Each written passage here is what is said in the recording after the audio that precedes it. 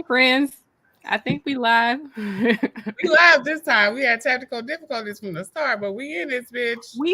We made it, Chef. All right. This is our first ever Get Ready with Us live. We're about to record. So we thought we would bring y'all some behind the scenes of how we get ready and like some pop culture topics or whatever. So jump in the comments. Let us know what you're watching, what you're observing in pop culture, and we're going to like get ready. Um, That's gonna be a wild ride, I tell you that. It is, but we gonna have fun. Okay, so I'm about to light my little candle. Y'all know I want to light me a candle. So I'm in the Jackie Ina Forever Mood Candle Club situation. So I get delivered two nice candles, quarterly, which is perfect for me. And yeah, this one is from April of last year, so it's about a year old, out of office. So I'm gonna light that, and then yeah, I'm having a drink also.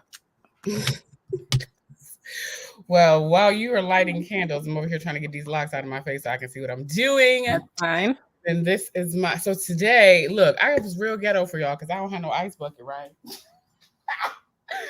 So let me show you this concoction that I have come up with. It's a mix of butter with some ice. All right. And the Prosecco. Mm-hmm. Whatever, it works. It works. It's ghetto, but it's gonna keep the drink cold. It's fine. It's gonna keep it cold, and that's the objective. So you just having the Prosecco? LaMarca Rosè Prosecco. Yes. Love it. I am having a take on a GRWM. I actually shared this on Instagram, so follow us there as well. This is some Chambord and a little bit of pomegranate juice, and the Snoop Dogg is getting all the monies over at 19 Crimes. They have a Cali Gold now, which is like a sparkling wine. So that's what I'm having with this. It's pretty good. It's pretty good. Ciao. The what? What the fuck was that? Girl, I'm telling you, this is gonna be a wild ride. All right, so we have topics. We're gonna do some makeup. They're just gonna guide me, kind of, but we're gonna see. Oh, well, what you got, y'all? Because we showed up, didn't discuss. We didn't. I mean, it's not gonna be any guiding because I'm not doing a bunch. All right. So I have the Cocoa Tea. I just opened this Makeup Lovers box. So I'm gonna use a couple things out of this. They have this lip combo. It's called Iced Coffee by Baesic Beauty. And then it's pretty. And then I'm having a little moment where I like a little something to like bring my cheeks alive. So I'm gonna use this blush by Saint Lux. Ooh. And y'all know. Okay. Very, very least.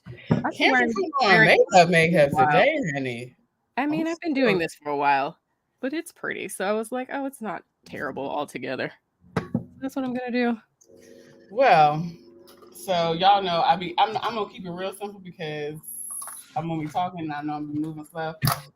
So I went ahead and did like a slight base, and I did the Fenty Beauty. What is this? Eavesdrops, the blurring tint. I didn't use a whole lot of this. I usually just put it right here so that I don't have to have on a whole lot of makeup.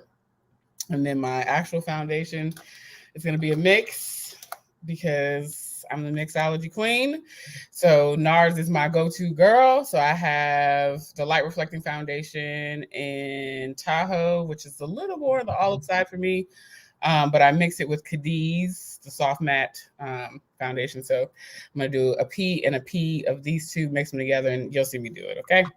So there's that.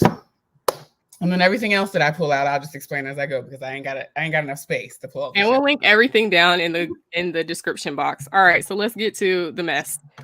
Where would you like to begin? Oh, go ahead.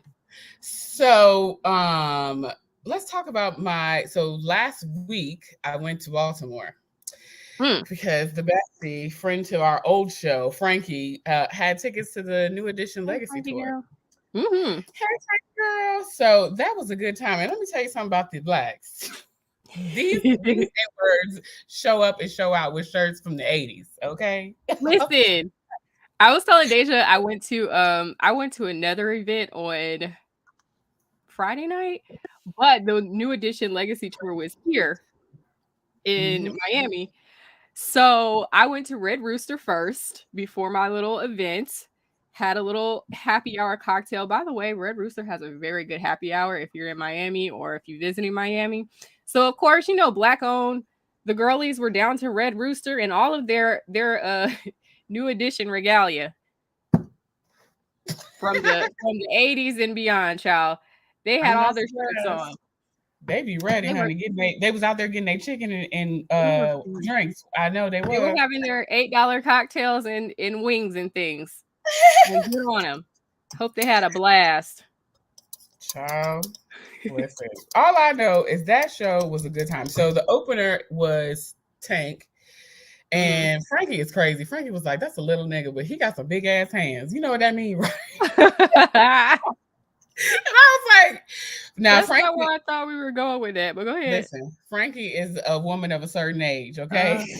So she just gonna say the things. It is what it is. Love that. But yes, she was talking about him, but she was like, he is fine. She was like, I knew you was gonna be excited about him. I'm like, hell yeah, he is little. He my height, but I mean, he little. Yeah. So, if y'all hear that upstairs, I think my neighbors are like, they move their furniture around every day. So, I don't know. Anyway, so I'm going in with a Bobbi Brown. This is like a holiday brush that I had forever ago. And I'm just buffing the base that I mixed together onto my skin. But yes, so you're just a real makeup artist. I don't know what the hell I'm doing, so I just do the best I can.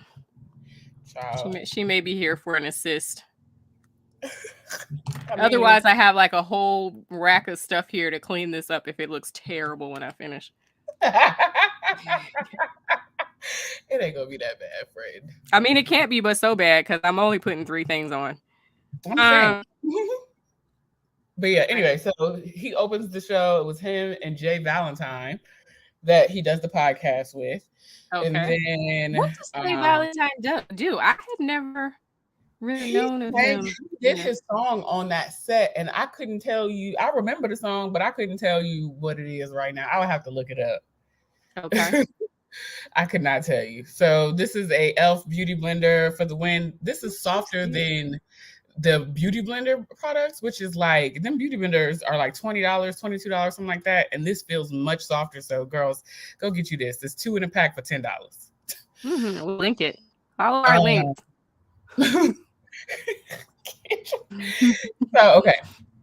So it was him and Jay Valentine, followed by, I want to say it was Guy, Guy is, so shout out to our assistant who will be up here to talk to us soon. But exactly. Guy is deep 90s. Like they was over and done with by like 95. Okay. Grand opening and closing in the early 90s. Yeah, they were like real big, probably I would say 80s to the 90s, but Guy performed late 80s. And like, when we saw speaking of something in the water, sidebar. That's coming next. Okay. Thoughts. I was like, wait a minute. I got a few thoughts on it. Go ahead. Ditto. So anyway, okay. So I'm gonna get some concealer out of here if I can find it. I look like my mama with this complete matte concealer and Cadiz. So anyway, child, Guy get up there, and Teddy Riley is always with the performance, y'all. He had the keyboards, they had them Saturn hats with like the flat top and like the big ass Saturn hats. What the hell is that? That's what they remind me of, like the planet Saturn with the rings. It's just a shut up. You know that. What the hell is a Saturn hat? I never even heard of that. Nigga, it's my word, okay? Anyway, clear that that's not a real thing, but go ahead. I mean, but y'all know what I'm describing. Shit, if you in my age range, you know what it is, okay? Anyhow. I'm in your age range, and I don't know what it is. But go ahead. Whatever, ma'am. I don't know why I'm trying to look in this mirror. I know full well I can't see. Me neither. I'm using this little. I'm like, I'm having to bring a real mirror if I'm going to do this on a regular basis. Okay. Even though I'm only using 3 products, I'm like, do I look crazy? I don't know. Maybe. Girl, you don't look right. You ain't even did nothing yet. Anyhow, so Guy come up there, and I'm talking to Frankie, and I'm like, yo, I thought Aaron Hall was dead. Because when we did something in the water, it was only Teddy Riley. It was only you Teddy. You put the man in the ground? I did. Because I had to Google it while he was on the stage. And I was like, well, wait a minute. That's 3 people. It sounds like still with us. He's still with the living. Yeah, I had no idea, child. Okay, she was laughing at me. She was like, "It's just like you. Not you done put him in the grave. Damn, he just won't sing. Like just because he wanted to show on me, he was dead." I was just like, "Okay, like, you done put Aaron Hall in the ground." I so did. I ain't gonna lie to you. My bad, Aaron. But he was while he was out there looking like his 90 self. He done went out into the crowd with no shirt on. He's 58 years old, mind you. Went out into the crowd with no shirt on, got a fitted on backwards, singing to the girls out there, singing to the 50-year-old women. Aaron, put your blouse on, okay? Literally, they had on blouses. They was giving us the Migos before the Migos existed. We need the blouses on, Aaron. No lie. So, okay. After them, then it was drunk ass Keith Sweat. Now, one thing about the girls have been talking about it on Talk. Listen, they be dragging him. He was mad. He was fussing and cussing and carrying on stage. I ain't drunk just because he walk around with a cup. Just because I done had one sip of Hennessy don't mean I'm drunk. And like then Frankie was like, "Oh, you know what? I think he's drunk because his feet is like this. So when he walked, like they think he's drunk because he was like everything I've seen has been looking like a drunk uncle."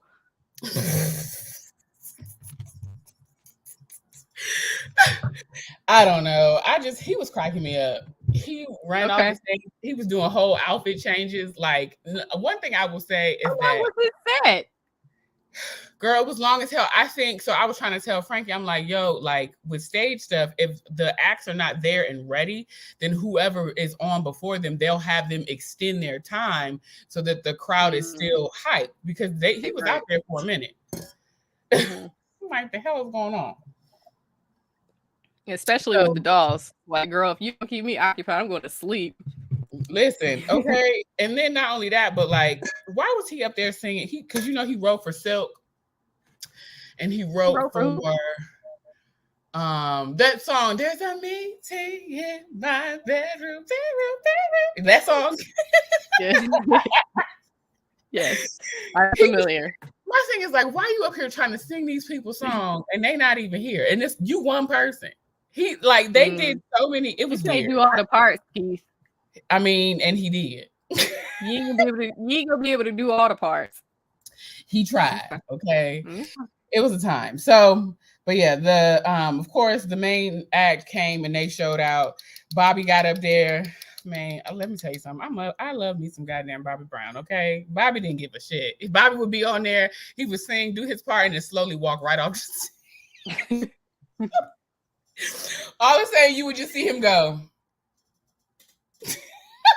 Like that. What is happening? But I know Frankie was saying that he had like some heart surgeries and some other stuff. So like prayers. Yeah. I'm glad to have got to see him on the stage with the crew. So, but yeah, he was the most fun out of all of them. But then your favorite, the one that was up there singing about the shoulders, he was dancing like he was like 35, like young. Shoulders Ronnie DeVoe. Y'all don't know who we're talking about.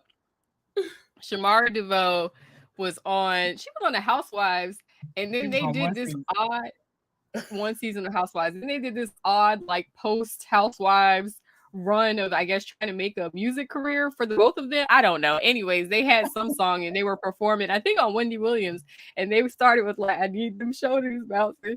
Like, what? What is this? What is this? Happening? Okay, I'm putting on Laura Mercier setting powder, and I think this is in honey because I was about to tell you it was banana. That's not it. But yeah, so there's that. But yeah, so it was a good show. I'm mad that they didn't do all of my BBD songs because that's childhood for real. But it was a good time. I'm not mad. I would definitely go and see them again. They put on a hell of a show. Good, I love that. Oh, this is NARS Laguna Cream Bronzer. So. Yeah, I'm gonna have to have Dehjai teach me how to do the real things. Maybe because I don't know that I care. So let's talk about something in the water that's happening right now. My cousins are down there. Child, that shit got rained out again. I was like, what are the odds? They gonna have to move this date. They are. I was thinking the same thing. They have to move the date because Virginia weather is just odd this time of year. Like it can be cold, it can be hot, it can be rainy, and it can be all three in the same weekend, which is what we had last year. I feel like all in the same day. Like the first day we got rained out completely when we went last year. I mean, not last year, but the inaugural year. So it got rained out. The second day was cold. The third day was warm during the day, but cold at night.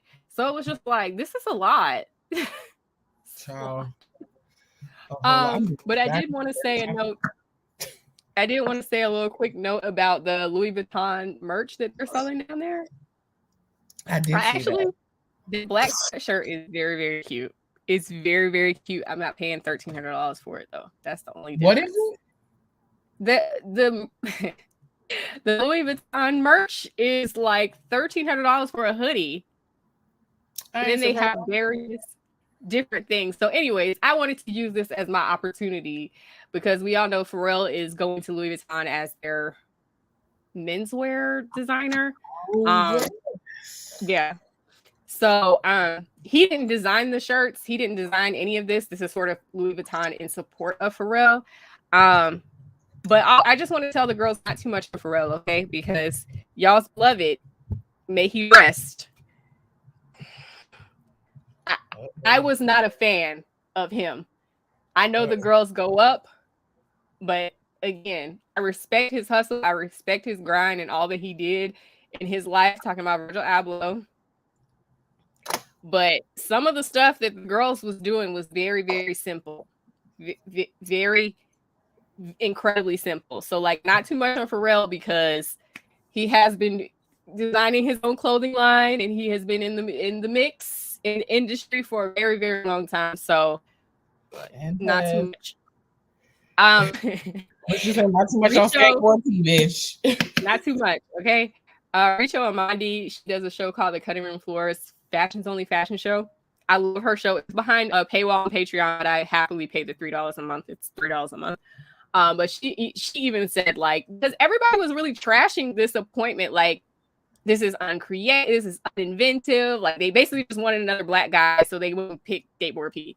And it's just like, she was kind of like, I think that if you asked a lot of these people who are these streetwear designers, they would tell you they were inspired by Pharrell. So, like, relax. Like, all of those guys are his sons.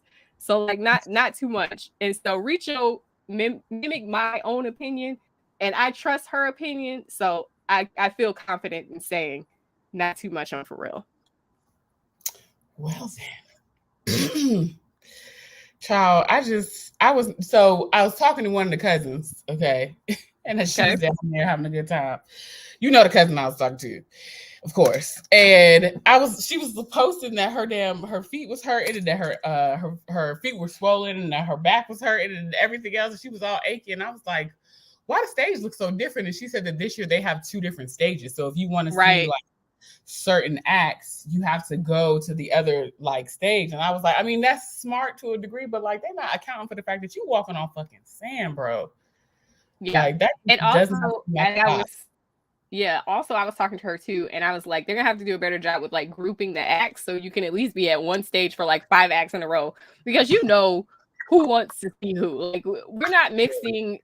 This is not a utopia where we're mixing and matching with all of the different acts. Like, some people want to see certain things and other people want to see other things. Like, and the trekking back and forth is not it. So no, not in the slightest. But yeah, I had a good time with y'all the first year, and I think that's the grand opening and also grand closing for me. The only way I would do it again is to do the hotel room, but then because they put the stages in different places, like you would still be doing the same shit. I was just like, nah, I'm cool. I'm good. Maybe if my niece and nephew decide that they want to have the experience, even though they're not growing up in the 757, so they don't really. No. I'm gonna have the same attachment to the whole situation. No, but I mean, TT, because Pharrell always has like that. Well, especially my nephew, the anime artists and stuff like that be out there. They did the last year. I don't know the name of them, but you know what I'm talking about. Yeah. All right, let's move on. Where you want to go next? We're in music. Let's talk Chloe and Halle. Well, we actually have some news from our assistants. Let me bring up Liv real quick, and Liv can give us the tea that she found for us on Chloe and Halle. Well, Chloe specifically. Okay. Livy Boo, can you hear us? Liv? We can't hear you, girl. Child, still there? Is you there? Liv might have so right. Well, then let me just start while we get her back. Hold on, let's message her on the back end. All right, well, I'll go. So I'm going to be at the Little Mermaid at my big age, completely falling apart. I'm just going to bring a box of tissues because truly, wow. Like every time I hear Halle open her mouth and sing any of these songs, I am in shambles. So Part of Your World just came out in full this week, and it's just chills every time. And so I'm just happy to know that Halle is leaning into her Broadway era and singing the girls into oblivion, because that's what we want. And I just want Chloe to find her lane. Ciao. I think she's a good producer. I think she would be an amazing producer. Like during the pandemic, she was producing entire songs on Instagram from start to finish. And you'd be like, wow, okay, that's a thing. And then she's coming out, putting out these lackluster pop songs that are just not. Go ahead. My computer should be on silent, but it is still alerting me of things. Carry on. So anyways, but yeah, so she's just, I don't know, like she just seems like she's fumbling the opportunity, trying to be like a mini pop star Beyonce situation, as opposed to just leaning into what she does really well. Yeah, but she I think her and Halle are taking different paths, and I hope that they both land in the success that they want. But Chloe is not, it's not doing it for me. And I don't think it's doing it for anybody because the sales aren't moving either. Ciao. Oh, speaking of sales, listen, Ungodly Hour was my album. I love that album still to this day. So it's like I want to see both of them do well. It's just like what Chloe is giving is just not. So here's the thing. I feel like she wanted so badly to give like to be grown, right? Like I'm grown now. I'm gonna give this sex pot energy. I forgot my wipes. Sure did. I'm gonna give this sex pot energy, you know, like blah blah blah, whatever. And that shit is not. People are just not buying it. That ain't working. Right. And it's so not. At the same time, she gives this very sexy vibe, but then it's also like this very sweet, bubbly girl, and it's like this energy you trying to intertwine it's not coming together well, baby. But which is understandable. She's also in her early 20s, and a lot of us went through that shit, trying to figure out how to in the world. Okay, Liv is ready, so I'm gonna pull her up. Okay, Liv, with the Chloe Bailey tea that you got for us. Okay, so just piggybacking off of what both of you guys are saying, that's kind of what it's in the media and the masses.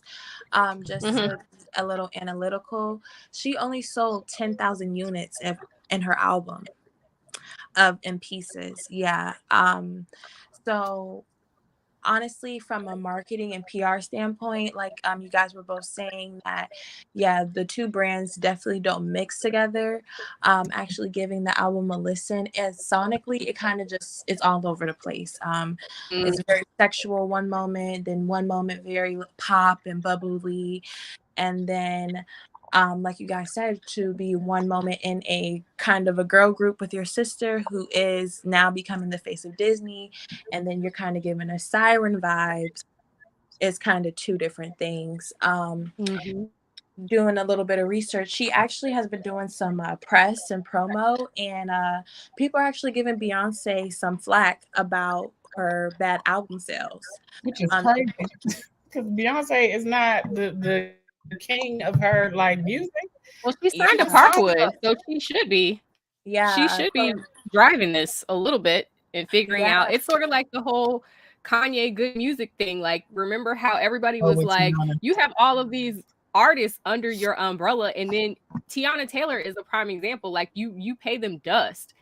And that's part of the reason why she was trying to quit the music industry, because she was just like, I don't want to record anymore under somebody who's not even going to push my music. Absolutely. And Chloe actually went on the Breakfast Club, I want to say about last week, and that's what DJ Envy was saying to her, that I feel as though Beyonce should have been a vital part in your promotion and your album, being that you are somewhat of her prodigy. And of course, there were some disagreements amongst that. But yeah, her album sales didn't really do that well. And in my opinion, I feel as though if she would have dropped her album right after having that high hiatus of after Have Mercy, after that, maybe it would have done well more over then. But it's not looking too good for her. Yeah. And she is doing some acting, so I'll give her that. Like, she seems like she's leaning into. She had the movie on. It's on Peacock. Peacock. Did watch the movie, so yeah. We wish her the best. We just want her to get into her lane and into herself. Yeah. But I think like a lot of it has to do with the fact that she is in that demographic of life where you're trying to figure it out, and we are watching her figure it out in front of us, which is not an easy thing to do. So totally agree. Well, like I said, we wish her the best. We want her to figure it out. What else we got? The other tea that I asked Libby to find for us was the Jonathan Major stuff. And at first I was just going to talk about the stuff that I knew, but she had more information than I did. So go ahead, Liv. Yeah, so there's a lot of updated information with the Jonathan Majors scandal. So as of this past Thursday, the victim was actually granted a temporary restraining order of protection. And his legal team actually consented and cooperated with the restraining order because they actually came forward and said that he wants nothing to do with her. Come forward and said that basically she's not telling the truth. His lawyer, Parissa Shonda, that is her name, she actually came forward and started saying that they have proof and evidence. They also have witnesses. The driver is a witness from the night of the incident, basically willing to testify on behalf of Jonathan to say he wasn't abusing her. His team has also... But he ain't said nothing yet. Yeah. His team has also dropped text messages and screenshots, kind of trying to favor in his stance that, he wasn't abusing her. One surprising thing that also came out was there was a forensic medical examiner who came forward and stated that the bruises that she alleged that came from that night actually did not come from that night that she is stating that she was beaten, which is kind of interesting. And kind of how the media is taking it is kind of everyone's kind of torn. There are people who are definitely standing with the victim and willing to fight with her, and then there are people who are just like, for instance, celebrities came forward such as Tiny from Escape and Tiffany Haddish, and they came forward basically she's not one. And that's what fans were saying, like, you guys, because of your past alleged scandals, have no room. Like, shut the hell up on this. Yeah. And y'all are not the case. Yeah, exactly. And as we saw, he's been getting dropped from a lot of things, like his management company and his publicist. They actually dropped him, and he is expected to be in the Disney Marvel movie Guardians of the Galaxy May 5th. But Disney is allegedly putting that on hold to see what happens during the court date on May 9th. So yeah, it seems like just a lot of conflicting new information constantly coming out on this story. I'm just... Thanks. From the text messages, it does seem like there was some abuse happening, just based on how, the victim was talking to him. But it's just weird. The story is just... Absolutely. And now that you say that, the his legal team is actually trying to use her 2 times that she recanted the story against her, because she did recant her story twice of the alleged claims. So yeah. But my thing is, like, the lawyer should have never put that lawyer should have never put them text messages out, because that read as bad women. So basically, like, I don't know. It seems if in fact that he did not do any of the things that are being alleged, them text messages are super calculated, because it makes it seem as though she was a battered woman, and that's why all this is coming out in the way it is. 100%. What you gonna say? I don't remember. I'm like, I hate to see it, but you know the girls. Oh no, I was gonna say there's apparently some more people who came out who said that they had been abused by Jonathan Majors. I heard that. Right. Yeah. All of a sudden, and I'm like, I don't know if you were trying to show us your face, girl, but we saw you for a second. I don't think so. But yeah, like, it's just crazy, because at the end of the day, for me, the thing that I'm looking at is like, okay, this seems super calculated. Now all these people are coming out of the woodworks. Like, is this a attempt to like take him down? It's kind of reminiscent of the actor that did the Nat Turner film. What is his name? Yeah. And like how all of a sudden, like when he was at the height of his career wise, this story comes out and like we ain't seen shit from him since. Yeah, and it's also ironic because Jonathan Majors' whole mantra since becoming on a rise of stardom is, you know, gentleness and charisma towards women, and just being charismatic, and, you know, being soft, and pink is for men. And it's just very ironic that these are the allegations that he's up against. Totally agree. And also, I think probably his management team dropping him probably had something to do with how his lawyer is carrying on. He's failing him. It just feels like sometimes, and I know this is the case across the board, like lawyers, my people, they just think that they always know the best. But it's like when you're dealing with a celebrity of that caliber, like you have to coordinate the effort across different, you know, across everybody that's employed within the universe. Like you can't just be out here releasing things that are going to make him look bad. Like you got to run that by his PR, because they're the people who are going to go to spin this for the press and all of that stuff. So it seems like the lawyer's kind of gone rogue, and the PR is kind of like, girl, good luck. Right. Just left him out there to fry.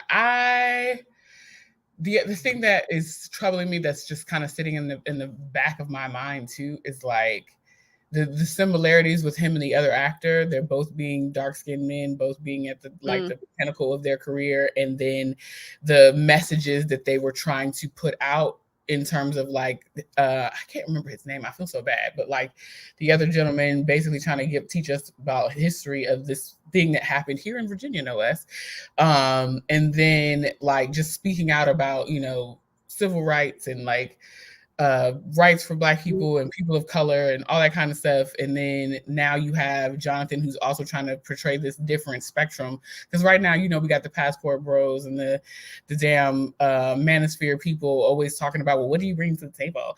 And like then Parker, Nate Parker, thank you. Then you have Jonathan Majors coming in, like Libby said, with this soft energy and talking about how we need to protect our women. Like this is giving very calculated, like you want to take down a Black man. Okay. I don't know. We'll be watching to see what else is going on with the story. I wrote, speaking of people getting dropped by their team, let's talk about Real Housewives of Atlanta and Mark Daly still thinking that he has claim to more manor. Girl, that is crazy to me, because baby, she built that house before you. When she was with the crazy. We watched that lady build that house before you were even in the mix. We watched it on TV. So how in the world do you think you owe? Like, how do you think she owes you anything? So, anyways, his lawyer just dropped him, and I have to imagine it's because she thinks that he's nuts. Like, dude, I'm not gonna keep fighting for something that you are not entitled to. Right. And I'm not getting ready to keep being up here fighting and doing all of this stuff when we can resolve this. They were married for like 2 months. I mean, it was probably like a here. It really wasn't that long. They've been fighting over this divorce longer than they were married. Girl, I don't understand it. I'm doing date night line and Broadway.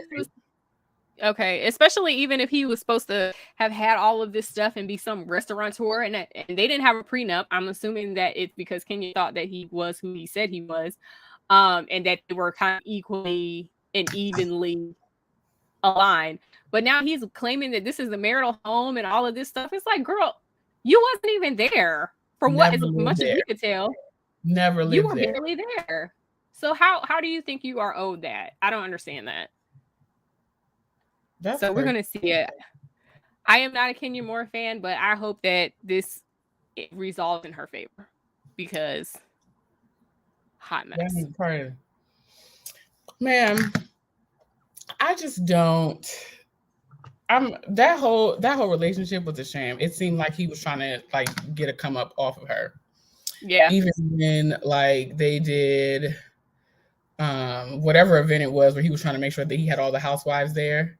Like remember that when they were like pseudo together, like how you married to somebody who never live in the same place at the same time, like and ever. You want them to the marital home? Didn't feel like they had a marital home, to be honest. No. And then you make this child, and then you're not even there to really raise the child, but you want to have so much to say about the rearing of said child. Like you're not even there on a day-to-day. Yeah. And then last thought that I had, we have a couple more stories to wrap up. The sham of Cardi B. Girl. Cardi B is collecting her debts, okay? Tasha, she don't care what Tasha got. She won it all. She got her judgment, and she is going to enforce her judgment. Cardi went to the people and said, I need that $1,000 that is in her Chase bank account. And she also went to YouTube and was like, whatever she has in that account, I want that too. Damn. And good for her. Damn. Stop playing with people.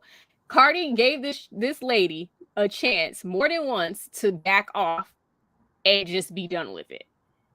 And she did not take that opportunity and kept slandering this lady in public. It's like, what do you think is going to happen? I hope she collects every penny because people have got to be careful. They have to be careful. And if somebody is telling you, you have wronged me in a way and I need you to stop and or apologize, you say, okay, I didn't know it was that serious. Let me apologize and move on. And the reason that Cardi is going to these full extents, she don't need that money. This is McDonald's money for her kids. Okay. She don't need this money. Not McDonald's money. It's like, girl, she don't need it. But this is one of those situations where you're gonna learn today. You ain't lying. And she is learning. Period. I'm about to redo this lip, y'all. I don't like this. All right, one last. Oh, go ahead. Bronx Retro Matte lipstick from MAC. I don't even know if you can still get that. I feel like it was a limited edition. And I did the date night from Morphe Cosmetics. All right. And then the last thing on our list, Jerry Springer, R.I.P. R.I.P. The girls is mad about Jerry. They're like, y'all hollering about Jerry Springer, y'all. And he won't messy. He ain't in heaven. Listen, he was messy and we loved it. We lived for it. Jerry Springer is talk shows in general. That genre of talk shows in the 90s was everything. And it is a formative part of my childhood memories. Okay. The Ricky Lake, the Jerry Springer, it was just all of the girls. All of the girls. Speaking of Ricky Lake, there is a podcast. She does a podcast called Raised by Ricky with Kaylin Allen, and it's really fun. And she like reminisces on that time. Seriously? She reminisces on that. It's got a few episodes by now. Like, oh hell, I'm finna watch that. I love Kaylin Allen. More than 10 or 15. It's been on for a while. So it's the two of them reminiscing on all of these things. They have old producers up there. They've had a few old guests on there. I don't listen every week, but sometimes I'll, catch an episode that I'm interested in. They had other people who were coming up in the industry at that same time. Her friends, some of her friends. So she had Rosie O'Donnell on, who was obviously a host around the same time. or like right after Ricky, and they're also really good personal friends. She had Andy Cohen on because they were friends. So it's a fun show. And it's like a very like trip down memory lane situation. So Raised by Ricky is really good. I'll drop that down below in the description box as well. All right. So all this chatteratting, what are we recording today? Where are we starting? And then we're going to hang up. Okay. Well, we had an interview. You don't have an interview? What time is it? That is right now. Yes, it is. All right, guys. Thank you for watching. Follow our links. We've dropped everything down below in the description box. Join us in 2 weeks. We'll do this bi-weekly as we're preparing to record. So, and give Livy some love. She did a good job today. Thanks, Liv. We appreciate it. All right, Livy girl. We will sign off and see you in the next conversation. Bye, y'all. Bye.